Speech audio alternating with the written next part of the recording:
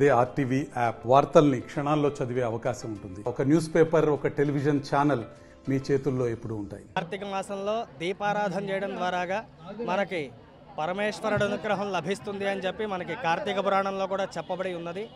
అలాగనే శివాయ విష్ణు రూపాయ శివరూపాయ విష్ణవే శివశ్చ హృదయం విష్ణు విష్ణుశ్చ హృదయం శివ.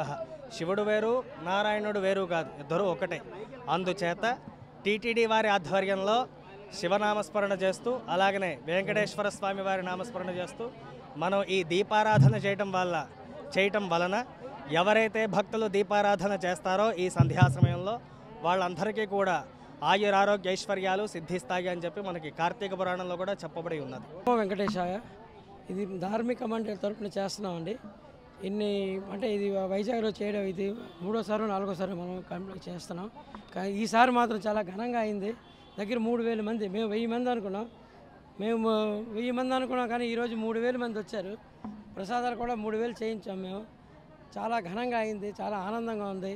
మీ మీడియా వారు కూడా అందరూ సహకరించారు, మాకు వచ్చి చేశారు. ఈ కార్యక్రమాన్ని జయప్రదం చేసిన నగర ప్రజలకి, శ్రీవారి సేవకులకి, తర్వాత ఎంతమంది దీపోత్సవానికి సహకరించిన వాళ్ళందరికీ మేము కృతజ్ఞత తెలుపుకుంటున్నాం. ఓం నమో వెంకటేశాయ.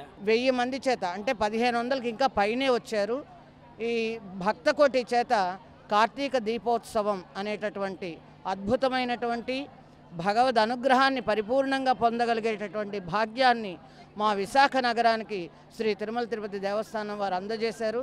వారికి మా నమస్సులు అని తెలియజేసుకుంటూ భక్తకోటి యొక్క వారి యొక్క దీనితో మా నమస్కారాలు తెలియజేసుకుంటూ ఈ లక్ష దీపోత్సవానికి వచ్చినటువంటి ప్రజా భక్తకోటి అందరికీ కూడా మరొక్కసారి మా యొక్క ధన్యవాదాలని తెలియజేసుకుంటూ మరిన్ని వీడియోస్ కోసం ఛానల్ ని సబ్స్క్రైబ్ చేయండి. లేటెస్ట్ అప్డేట్స్ కోసం వాట్సాప్ ఛానల్ ని ఫాలో చేయండి.